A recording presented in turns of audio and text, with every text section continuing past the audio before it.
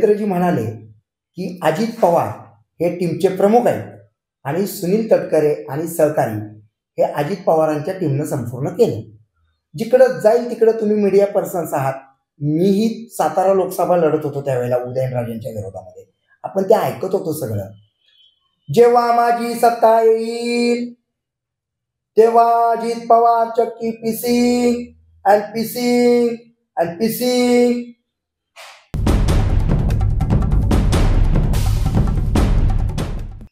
निवडणुकीचा खर्च खूप अफाट आहे आणि तुम्ही ज्यांच्या विरोधामध्ये लढता ते तर खूप मातब्बर आहेत. जी तुम्ही खोटे आहात. जर तुम्ही अजित पवारांवरती केलेले आरोप हे खोटे असतील तर आता या क्षणी अजित पवारांची माफी मागा. पण मग लोक पाठिंबा देत आहेत का?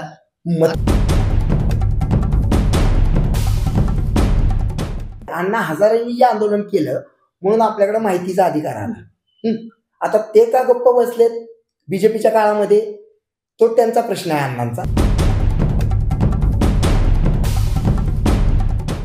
तुमच्या घरातले वैतागत नाहीत का तुम्हाला? ब्राह्मण समाजासाठी यांनी काय केलं देवेंद्रजींनी? हे स्वतः ज्या समाजात आहेत त्या समाजाचे होत नाहीत. लोक अशी चर्चा करतात की बिचुकल्यांकडे हा पैसा कुठून येतो निवडणूक लढवायला. मोदी साहेब तुम्ही एकदा मला भेटा. तुम्ही नको त्या सर्वसामान्य लोकांना भेटता. तुमचे देवेंद्र फडणवीस भ्रष्टाचारी म्हणणाऱ्या अजित पवारांना घेऊन सरकार स्थापन करतात. तुम्ही सहन कसं करता? मैं खड़ा तो सबसे बड़ा.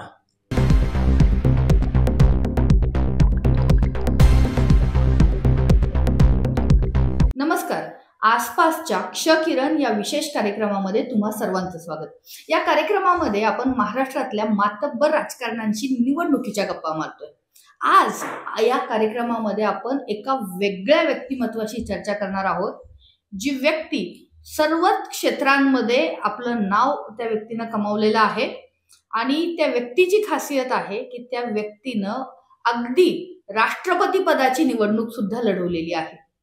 साताऱ्यामध्ये छत्रपती उदयनराजे असू द्यात किंवा आत्ता बारामतीमध्ये काका पुतण्यांची जी लढत रंगतीये त्या लढतीमध्ये आणखीन एक नाव आहे ते म्हणजे doctor Abhijit Bichukale.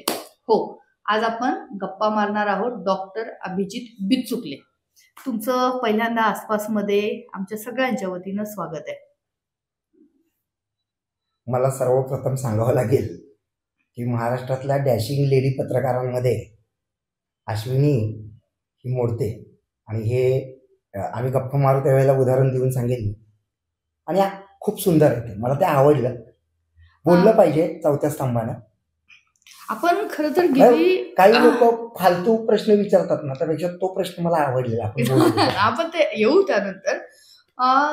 Big boss fame म्हणून अनेक जण डॉक्टर अभिजित बिचुकले यांना ओळखतात आणि तेव्हापासूनच आम्ही सातत्यानं एकमेकांशी गप्पा मारत असतो वेगवेगळ्या विषयावरती.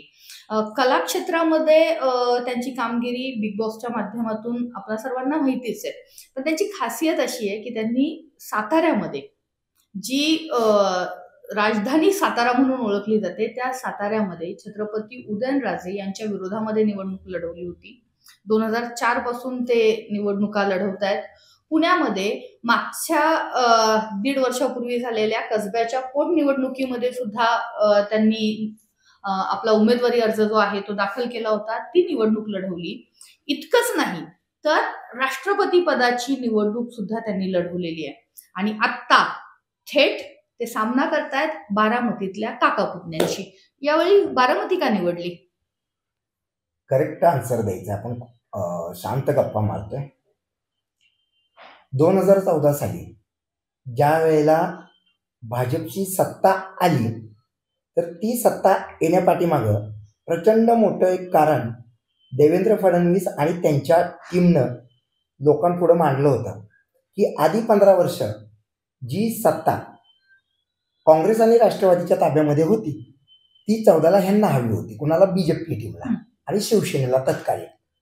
त्यावेळेला एक मुद्दा देवेंद्र फडणवीसांनी लोकांसमोर आणला की बाबा सिंचन घोटाळा झालेला आहे आणि सिंचन घोटाळा जर कोणी केला असेल तर देवेंद्रजी म्हणाले की अजित पवार हे टीमचे प्रमुख आहेत आणि सुनील तटकरे आणि सहकारी हे अजित पवारांच्या टीमनं संपूर्ण केलं.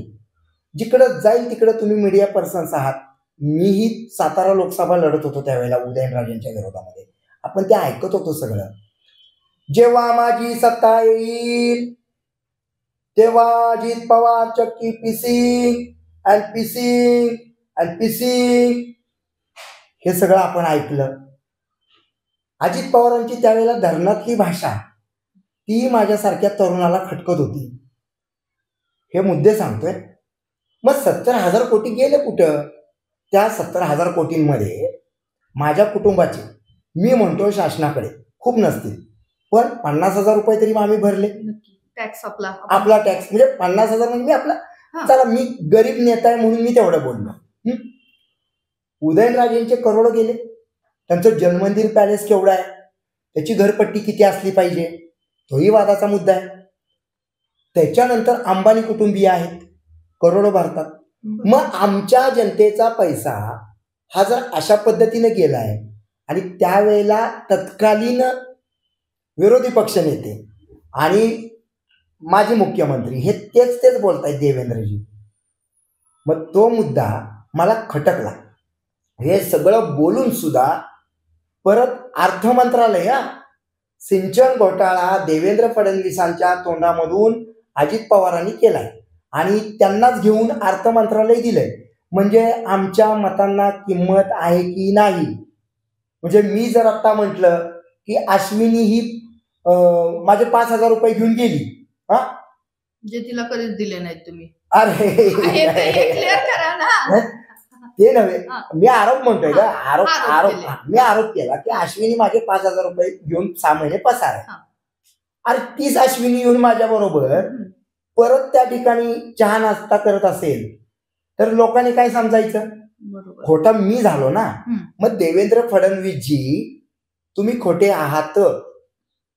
जर तुम्ही अजित पवारांवरती केलेले आरोप हे खोटे असतील तर आत्ता या क्षणी अजित पवारांची माफी मागा. कारण ते 91 सालापासून आमच्या महाराष्ट्राचे नेते. त्याच वेळेला मी 8वी-9वी मध्ये होतो, तेव्हापासून मी अजित पवारांना बघतोय आणि माझा प्रचंड अभ्यास आहे. माझं ठरलंच होतं राजकारणात यायचं. नेते आहेत म्हणता आणि त्याच नेत्यांच्या विरोधामध्ये तुम्ही निवडणूक लढवताय. 70,000 कोटी रुपये गेले कुठं? मागासवर्गीय समाजाला अस्पृश्यता टाळण्यासाठी डॉक्टर बाबासाहेब आंबेडकरांनी जीवाचं रान केलं. महात्मा गांधी भारताच्या लढ्यामध्ये मोठे झाले. सुभाषचंद्र बोसजी मोठे झाले. महात्मा फुलेंनी आपल्या इथंच, आपण आता जिथं बसलो तर पलीकडं मुलींची पहिली शाळा काढली. आता तिथं स्मारक होत आहे महात्माजींचं. मग ह्या महापुरुषांकडून काय घेत असताना चांगल्या गोष्टी मी घेतल्या. मला आत्ता जनतेच्या वतीनं प्रश्न विचारायचा आहे की माजी मुख्यमंत्री म्हणतात घोटाळा झाला, तेच त्यांना कुरवाळतात. ही जी भानगड आहे आणि शरद पवारही म्हटले की घोटाळा झालाय. म्हणजे काय चाललंय? तात्विक राजकारण पाहिजे हो. राजधर्म ययाती कादंबरीपासनं जे काही मी वाचन केलं म्हणून मी लिखाण करायला लागलो. लिखाण करणारे लोक काय आहेत तुमच्या नजरेमध्ये? सिक्रेट गेम्स ते लिखाण पाहिजे तुम्हाला? का तुम्हाला ते आता उल्लू चॅनल आलंय ते पाहिजे नवीन मुलांना? अरे आमच्याकडं भारत देशामध्ये अतिशय सुंदर कथा कादंबऱ्या अनेक भाषांमध्ये झालेल्या आहेत. अनेक भाषांमध्ये विविध प्रकारची आमची संस्कृती आहे. विविधतेने नटलेला हा देश आहे आणि त्या देशामध्ये आम्ही लोकांचे प्रश्न सोडवण्यासाठी आंदोलक म्हणून मी उभा राहिलो. नाहीतर मी साताऱ्यामध्ये उभा आहे. तिथं आमचं होम पिच आहे. मी आणि शिवेंद्रराजे भोसले ही परंपरागत लढत आहे. मधला उमेदवार नेहमी बदलतो आमच्या.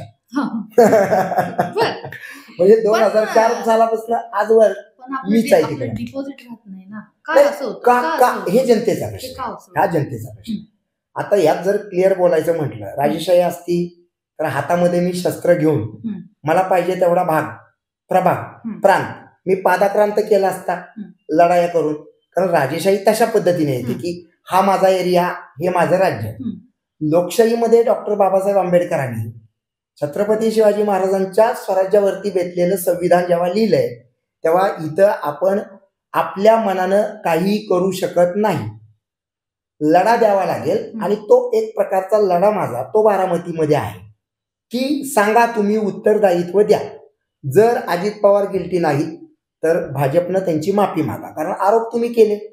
आणि जर अजित पवार गिल्टी आहे आणि नरेंद्र मोदी म्हणतात की मी भ्रष्टाचारांना थारा देत नाही, मी घराणेशाहीला पुढे नेत नाही, मग या गोष्टींमध्ये मी एक उघड गोष्ट करतो, मी नरेंद्र मोदींचा व्यक्तिगत पातळीवरती फॅन आहे. नरेंद्र मोदींचे फॅन आहेत ते नरेंद्र मोदी, माझा अख्खा भारत फॅन आहे, तर मी आहे त्या व्यक्तीचा फॅन. मग त्या नरेंद्र मोदी भाईंनी ह्या फॅनसाठी काहीतरी करायला पाहिजे, आंदोलन. त्या भाईंना पत्र लिहिलं का? हो, लिहिलं.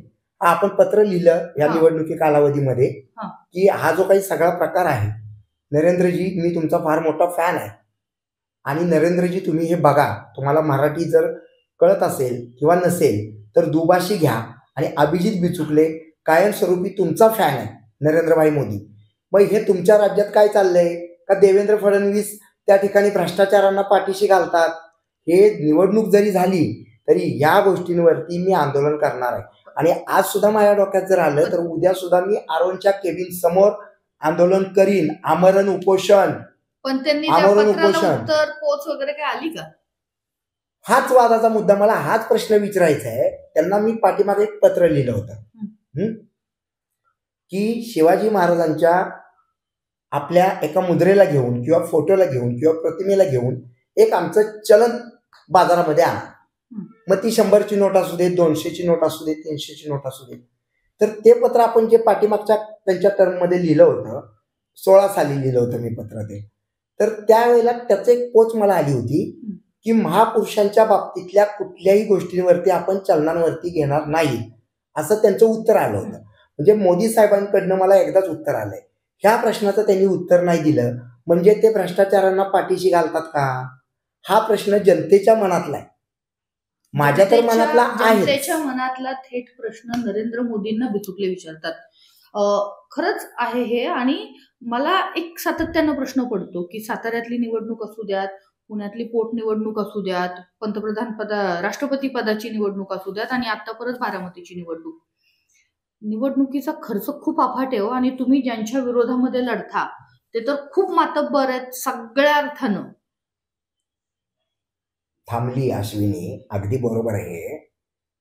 मी ज्या वेळेला मतं पाडली, या साताऱ्यामध्ये आपण 12,762 मतं पाडली, हा उच्चांक होता.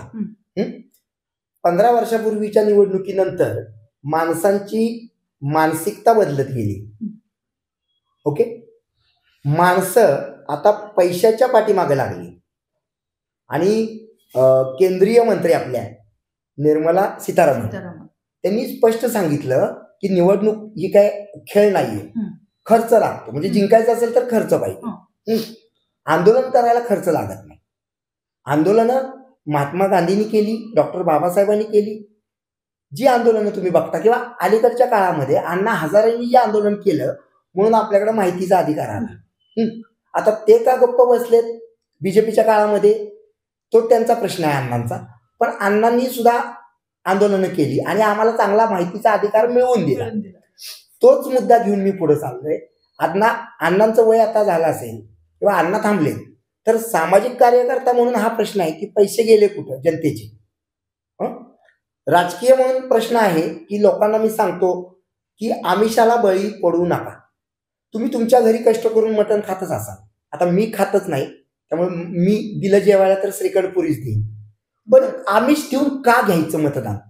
मला असं वाटतं की माझं मत निर्मळ आहे, माझं मन निर्मळ आहे. मला करायची जी गोष्ट आहे तर महाराष्ट्रातला हा इंटरव्ह्यू जे बघतील, कारण हा एकदम शांततेत चाललाय. कारण काय होतंय, येतात पटकन विचारतात काहीतरी निघून जातात. जर घरी थोडंसं आत्मचिंतन जर तुम्ही सगळ्यांनी केलं तर तुम्हाला कळेल की लोकशाहीचे प्रमुख सगळे आम्ही मतदार आहोत. मग आम्ही मतदान कुठं करतोय? पण मग लोक पाठिंबा देत आहेत का? मतं पडतायत की, हा. मतं पडतायत, विजय होत नाहीये. हा. मतं त्या प्रमाणात पडायला पाहिजेत. मग त्याच्यासाठी मी आहे ना जाऊन आमिष दिली पाहिजे आणि मी ते देणार नाही. मी स्वतः पूर्ण निर्व्यसने. काल का परवा एका चॅनलला मी उघड बोललो, 18 मिनिटांची मुलाखत आहे 18ला, की जगातला कुठलाही डॉक्टर आणा आणि तुम्ही मला सांगा. म्हणजे उदाहरणार्थ आपण आजारी पडतोच मानव आहोत म्हणून, तर मी कधी जर आजारी पडलो तर एका विश्वसनीय माणसाचं औषध मी खातो. म्हणजे बालमित्र आहे माझा तो, अभिराम पेंढारकर. त्यानं मला विष दिलं ना तरी मी खाईन, इतका विश्वास आहे माझा त्याच्यावरती. पण बरोबर, पण कधी कधी मी घरामध्ये आलं खाईन किंवा आपण काय म्हणतो त्या लवंग खाईन. हा, म्हणजे अशा पद्धतीने आहे. बालपणी डॉक्टर होते ते पटवर्धन होते. अभिरामचे वडील, आमच्या घराचे संबंध चांगले होते. अभिराम मध्ये होता, आम्ही टेक्निकल. अश्विनी पहिल्यापासूनच मी रिस्क घेतली जीवनामध्ये.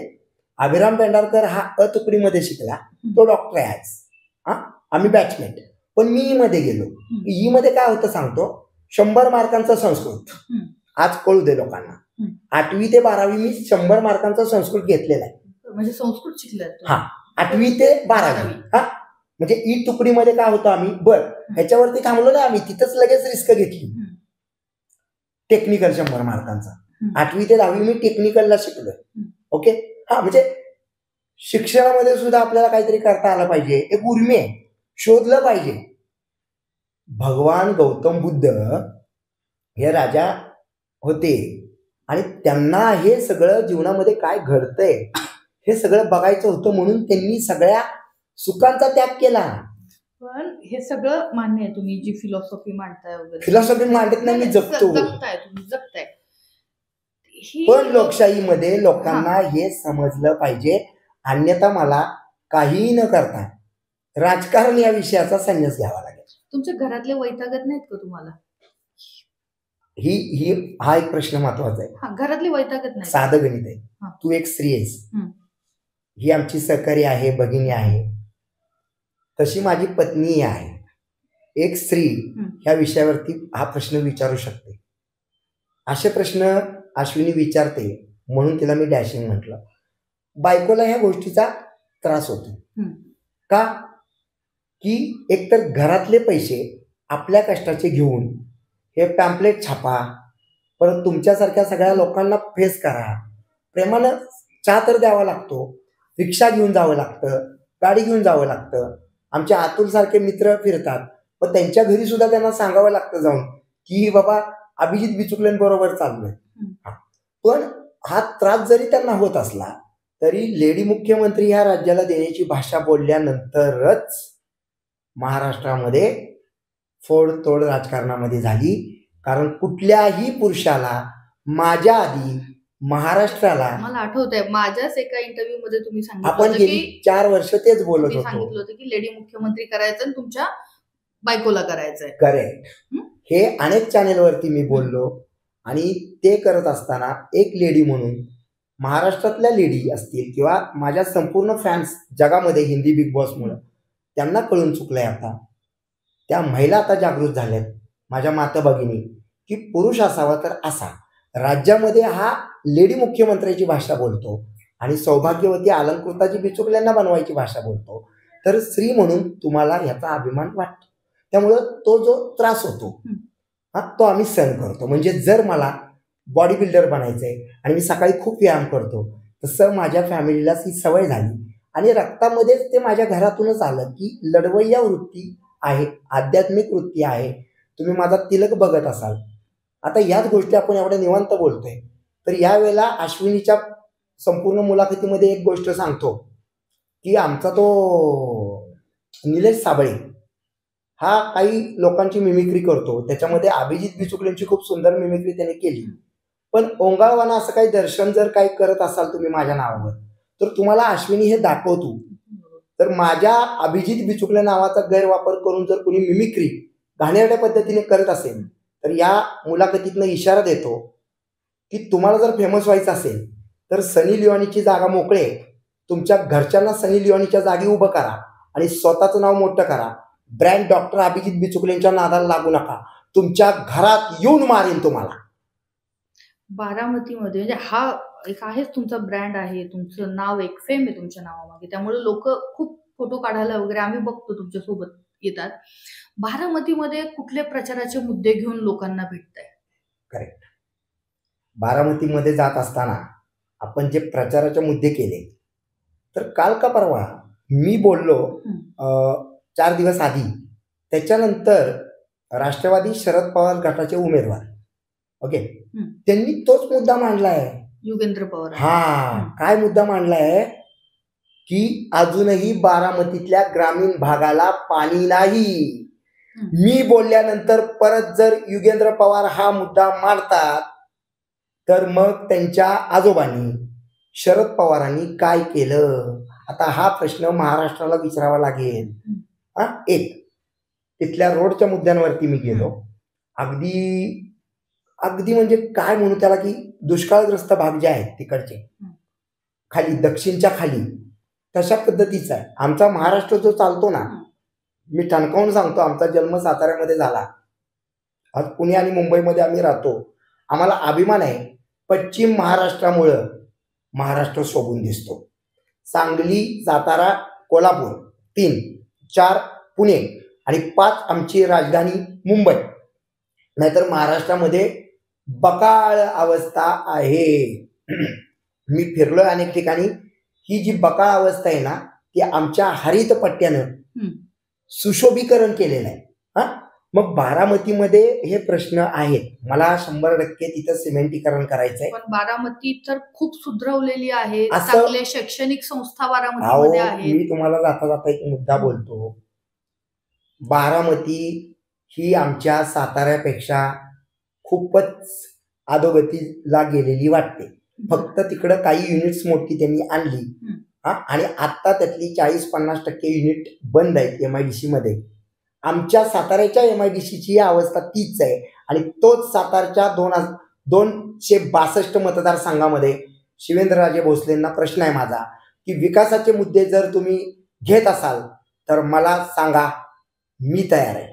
पण तुम्ही घेत नाही. तिथं सुद्धा तीच अवस्था आहे. पण बारामतीपेक्षा सातारा खूप सुंदर दिसतो. तर दुसरी गोष्ट, भाजपनं निवडणुकीच्या आधी म्हणजे महायुती सरकारनं लाडकी बहीण योजना आणली. 1500 रुपये ते देतात. त्याच्यानंतर आता त्यांचं जे संकल्पपत्र आहे त्यात सांगितले की आम्ही 2100 रुपये देऊ आणि महाविकास आघाडीनं सांगितलं आम्ही 3000 रुपये देऊ आणि जे बेरोजगार युवक आहेत त्यांना 4000 रुपये भत्ता देऊ. तुम्ही काय घोषणा करताय? तुम्ही काय घोषणा केली नाहीये. बारामतीमध्ये जो जाहीरनामा आपण परवा दाखवला मीडियाला, त्याच्यामध्ये असं म्हटलंय की ज्या अतिशय स्किलफुल, ऍक्टिव्ह आणि होतकरू संपूर्ण विविध जाती धर्मांच्या महिला ज्या आमच्या इकडे असतील किंवा भगिनी असतील, त्या सगळ्यांना 25 लाख रुपये देण्यासाठी मी आमदार झाल्यानंतर विधान भवनात आवाज उठवणार. आणि ते कसे, तर ते फ्री नाहीये, 1% किंवा 2% वार्षिक व्याजानं, जेणेकरून त्यांच्या हाताखाली कुमक येईल, त्यांच्या हाताखाली माणसं येतील, त्यांचं घर प्रपंच चालू राहील. MIDC बंद असणं सातारचा म्हणजे सातारच्या राजांची टेंडन्सी ही आहे का की लोकांच्या घरी काम नसेल तर ते आमच्या दारामध्ये कायम उभे राहतील. अभिजित बिचुकले म्हणतात लोकांच्या घरी भाकरी द्या. भाकरी देणारा त्याला लोक विसरणार नाही. म्हणून तर साताऱ्यातली आत्ताची पिढी आणि माझ्या बरोबरची पिढी म्हणजे माझी पिढी आणि आत्ताची पिढी, ह्या दोन्ही पिढ्या 10-20 वर्षाच्या अंतराच्या ज्या आहेत त्या आत्ता सगळ्याच्या सगळ्या पुण्यामध्ये राहतात, भाड्यानं राहतात, पुण्यात शिकतात. साताऱ्यात उत्कर्ष नाही. तीच अवस्था बारामतीची आहे. पण बारामतीकर शरद पवार म्हणून ते नुसते फिरतात असं मला वाटतं. बाकी तिथं काही विकास नाहीये. आणि त्यांनी सुद्धा मला सांगा, शरद पवार साहेबांना मी एक प्रश्न विचारतो, तुम्ही अजित पवारांना म्हणता त्यांनी त्या ठिकाणी भ्रष्टाचार केले, मग तुम्ही कारवाई का करत नाही त्यांना?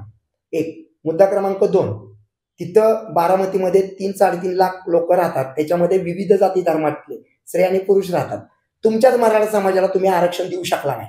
मराठा समाजातला एक देशमुख नव्हता का? मराठा समाजातला एक भोसले नव्हता का? मराठा समाजातला एक महाडिक नव्हता का? युगेंद्रच का? अच्छा, म्हणजे घराणेशाहीच्या मुद्द्यावर आलाय. ह्या सगळ्या ह्याच्यामध्ये काय वाटतं नेमकं ते मोदी, शहा, योगी, बटेंगे तो कटेंगे, एक है तो सेफ है.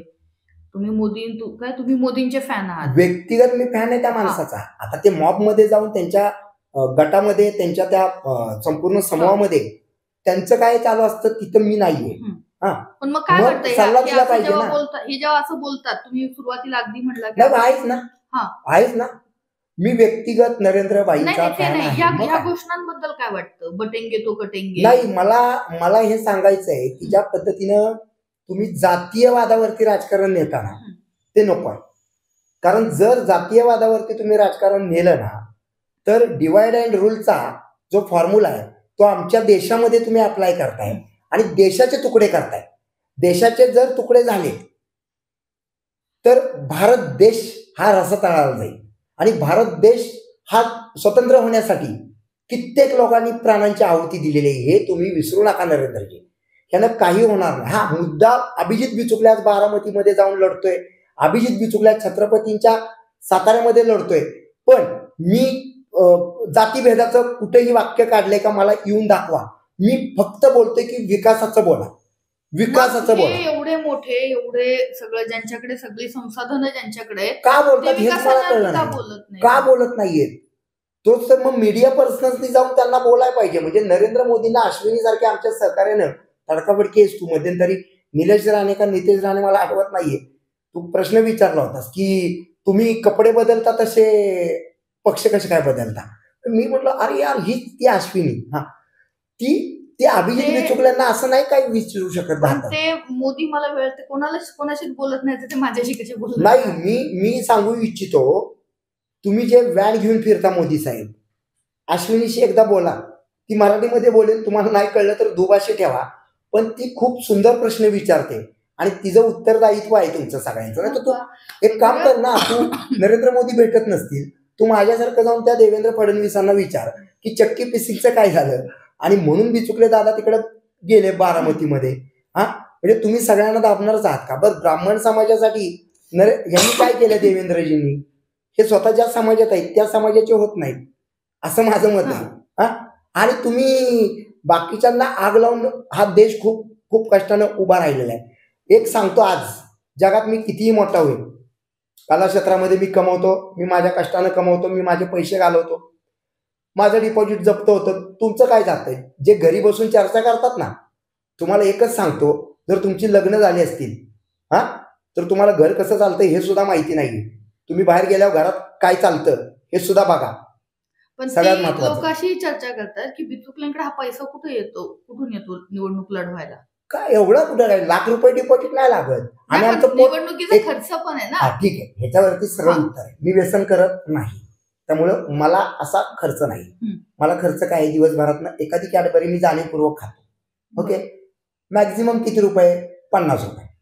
बरं झालं. हा, आईस्क्रीम खातो पण रात्री किती, मॅक्झिमम 20 रुपये. मग माझ्याकडे जो काही साठवलेला पैसा असतो किंवा मला जर वाटतं तर मी तुला आता खरंच सांगतो, मी माझ्या घरातले दागिने मोडून निवडणुका लढलो. आता खरंच सांगतो मी. आता म्हणजे हे कशासाठी करता इतकी जर वेळ नाही, ऐका ना, ही गोष्ट जर मी नाही केली तर हा कटेंगे तो बटेंगे, बटेंगे तो सटेंगे हे असलं प्रकार होऊन आहे ना, माझा भारत देश हा लयाला जाईल. पण मग महाविकास आघाडीवाले जे आहेत ना, ते माझा भारत देश लयाला जाऊ नये. आता भाजप जेव्हा ही भाषा करतं तेव्हा महाविकास आघाडीवाले म्हणतात आम्ही संविधानाच्या बाजूने आहोत. राहुल गांधी म्हणतात आम्हाला संविधान वाचवायचंय, त्यासाठी सगळे प्रयत्न करायचे. मग त्यांच्यामध्ये जावं, कुठल्या तरी एका पक्षामध्ये जावं महाविकास आघाडीपैकी, असं कधी वाटलं नाही किंवा प्रयत्न केला नाही. गोंधळ काय आहे हा, की इकडचाच पक्ष इकडे आहे ना. शरद पवारांचे चेले, शरद पवारांचे पुतणे, शरद पवारांचे कार्यकर्ते, शरद पवारांचे जे काही म्हणता येईल ते अजित पवार, तेच इकडे गेलेत. उद्धव ठाकरेंचे एकनाथ शिंदे तेच इकडे गेलेत. मग हा नक्की प्रकार काय हा जनतेला कळतच नाहीये. आणि पहिल्यापासून माझी एक ताटर भूमिका राहिली की मैं खडा तो सबसे बडा. वा, मैं खडा तो सबसे बडा. मग स्वतःचा राजकीय पक्ष काढायचं वगैरे काही आहे का डोक्यात? हो, 100%. सगळ्या प्रोसेस चालू असतात. तुला खरंच सांगतो की त्या ठिकाणी राजकीय पक्ष काढणं या सगळ्याची फी जर बघितली की 7-8 लाखाच्या घरात जाते मिनिमम. लक्झरी नाही, लक्झरियस केलं तर 12-15 लाखामध्ये. मग ह्या सगळ्या गोष्टी करत असताना माझ्यासारखे लढवय्ये मित्र आम्ही घेतो आणि बरेच लोक मला म्हणतात की दादा आपण चित्रपट काढू, तुमचं नाव तिकडं चालतं कारण तो उद्योग आहे, आपण चित्रपट काढू. आणि मी त्यांना सांगतो की मला कला क्षेत्रात तर नाव आहेच, मी कलाकार आहेच, ते तर आपण करूच, पण उद्योग करण्यापेक्षा आपण असं काहीतरी करू की समाजामध्ये त्याची जाण राहिली पाहिजे. असं आणि म्हणून मग निवडणुकीपुरतं जे तुम्ही राजकारण करता, कोण म्हटलं असं? लोक म्हणतात की फक्त निवडणुकीला उभं राहता, नंतर एक रोग आहे. मग युगेंद्र कुठनं आला, आदित्य कुठनं आला, आदित्य काय करत होता, युगेंद्र काय करत होता, काय यांची पार्श्वभूमी, संपला विषय. अजित पवार हे हळूहळू करत आले, पण तेव्हा सुद्धा ते थेटच आले ना. जर आवाडे बिचुकले फॅमिली राजकारणात असती तर मी डायरेक्ट आलो असतो, चाललं असतं. आणि मी निवडणुकांना येतो जर लोकांना ढसत असेल तर तुम्ही अंतर्मनाला विचारा, तुमच्या घरचे तरी तुम्हाला विचारतात का हे? आणि लोक काय म्हणतील हा रोग आहे. लोक काय म्हणतील, लोक भिकाऱ्याला सुद्धा नावं ठेवतात, लोक अंबानीला सुद्धा नावं ठेवतात, लोक शाहरुखला नावं ठेवतायत. ओके, लोकांच्या घरी काय आहे, लोकांनी प्रभू रामचंद्रांना नावं ठेवली. लोकांकडे बघायला मला वेळ नाही. मी माझ्या आई वडिलांच्या पुण्याईनं, माझ्या उमरेच्या पुण्याईनं, ईश्वराच्या कृपेनं आणि तुमच्यासारख्या सदिच्छक माझ्या मित्रांच्या वतीनं माझं नाव इतिहासात अमर करायला जन्माला आलं. कुत्र्यांसारखी जगतात त्यांनी कुत्र्यांसारखं जगावं. चमच्यानी तुमच्या नेत्यांचा तिथे जाऊन गू खावा, कारण तुमची लायकी तीच. आणि तुमच्या पोरांचे बाप तुम्हीच आहात का घरात, त्या पुरुषांना विचारतो का तुमच्या पोरांचे बाप ते नेते ते शोधा. दुसरी गोष्ट, या सगळ्यामध्ये तुम्ही स्वतः तर सेलिब्रिटी आहातच, तुमचं खूप मोठं फॅन फॉलोइंग आहे, पण तरी ऐक ना, मग तरी टीव्ही ऐका ना, तरी टीव्ही आणि हे न करता हे करतोय ना, तेच माझं मोठेपण आहे. ते खरंच. आणि ह्याला म्हणजे कोणाचंही काम नाहीये, अशा पद्धतीने निवडणूक लढवणं सोपं नाहीये ते. पण हे सगळं करताना तुमच्या आता खूप मोठमोठ्या ऍक्टर्सची वगैरे ओळखी आहे, तुम्ही त्यांच्यासोबत एखाद्या प्रचाराला तुमच्या सोबत कधी येणार किंवा काय बोलवलंय वगैरे असं काही आहे का? किंवा ते काय म्हणतात नेमकं, कला तुम्ही जेव्हा असं निवडणूक लढवता ते काय म्हणतात? हा प्रश्न आहे. हे सगळे ऍक्टर्स वगैरे आहेत ना, हे राजकारणाला भीतात, म्हणून कला क्षेत्रापेक्षा मी हे जवळ केलंय ना, त्यामुळे ते लोक लांब आहेत. पण जेव्हा मी पार्ट्यांमध्ये वगैरे जातो ना, तेव्हा ते माझ्या जवळ दिसतात. आणि पहिली गोष्ट, मी कुणाचाही आधार घेत नाही. श्रीमंत छत्रपती उदयनराजेंच्या विरोधात निवडणुका लढल्यानंतर श्रीमंत छत्रपती उदयनराजेंपेक्षा कुणीही या महाराष्ट्रामध्ये मोठा नाही. आणि जर त्यांच्या विरोधात निवडणुका लढून मी करत असेल, म्हणूनच मी म्हणतो मैं खडा तर सबसे बडा. आता भविष्यात कधी मोदींच्या विरोधात त्यांच्या मतदारसंघातनं निवडणूक लढवण्याचं प्लॅनिंग वगैरे काय असं आहे का? आता मोदींचं हे सरकार 5 वर्ष टिको हीच त्याची इच्छा. कटेंगे तो बटेंगे म्हणल्यामुळं तर काही गोंधळ झाला तर हे सरकार जाईल. मोदी साहेब तुम्ही एकदा मला भेटा. तुम्ही नको त्या सर्वसामान्य लोकांना भेटता. तुमचे देवेंद्र फडणवीस भ्रष्टाचारी म्हणणाऱ्या अजित पवारांना घेऊन सरकार स्थापन करतात. तुम्ही सहन कसं करता? तुम्ही मला एकदा बोलवून घ्या ऑफिसमध्ये, तर येणाऱ्या 25 वर्ष तुमची सत्ता राहील. आत्ता तुमचं सरकार पडेल. This is the opinion of mind, this is the prediction of mind, nothing rather than that. So call me in your office Narendra bhai Modi and discuss the matter of politics, because I have much knowledge about the politics. I knew Rajdharma. What is the Rajdharma? You have to learn from me, Narendra Modi. चला, नरेंद्र मोदींना थेट आव्हान दिलेलं आहे आणि चर्चेला बोलवा असं ते म्हणतात. अर्थात नरेंद्र मोदी मन की बात करतात नेहमी, ती सगळेच ऐकतात.